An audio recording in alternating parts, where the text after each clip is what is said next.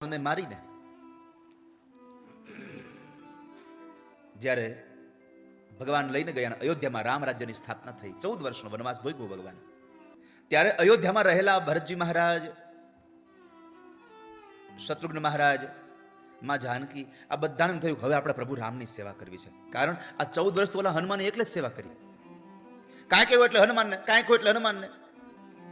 અને તમે જેના સેવક બનો ને એના સેવકમાં હનુમાન જેવું રાખજો. કાંઈ પણ કામ ચીંધે નીકળી જ પડવાનું, કૂદી પડવાનું.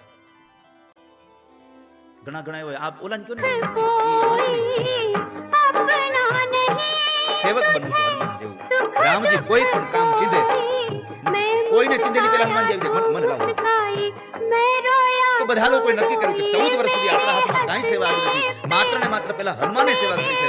આપણે બધાને સેવા કરવી છે. શું કરવું?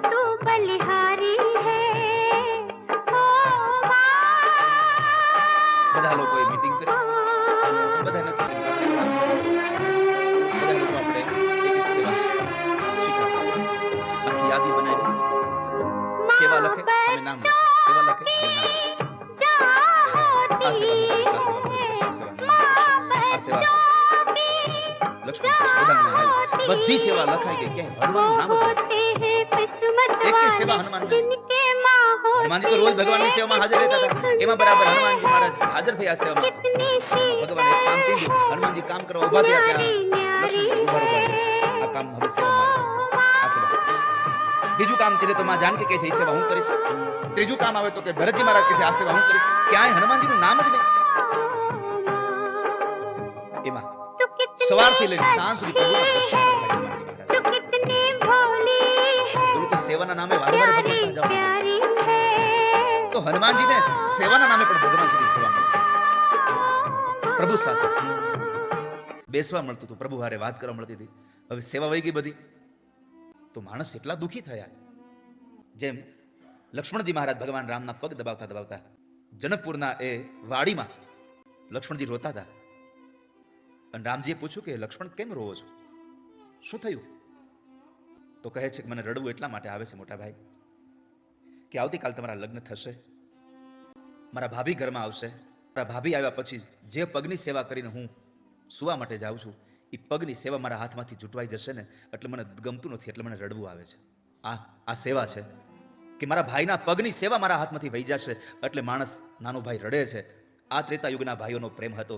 અત્યારે સગો ભાઈ સગા ભાઈને એક જમીન માટે, એક ફૂટ જગ્યા માટે મારી નાખતા અચકાતો નથી, અને એક ભાઈ પોતાના ભાઈના પગ દબાવવાનું મળતું નથી એટલે રડે છે. ભાઈઓનો પ્રેમ આ રામચરિત માનસ બતાવે છે. આ કથાઓ આજ બતાવે છે. કથાઓથી આપણને આજ શીખવા મળે છે. કથા હોય તો આપણા દુર્ગુણો છૂટી જાય. તો સેવા માટે રડે છે કે મને મારા મોટા ભાઈની સેવા નહીં મળે. જી મહારાજ બાર ઉભા ઉભા રાત્રે રોજ રડે છે. રાત્રે રડવાનો અવાજ માં જાનકીજીને, કૌશલ્યાજીને, ભરત અને લક્ષ્મણને સંભળાય છે.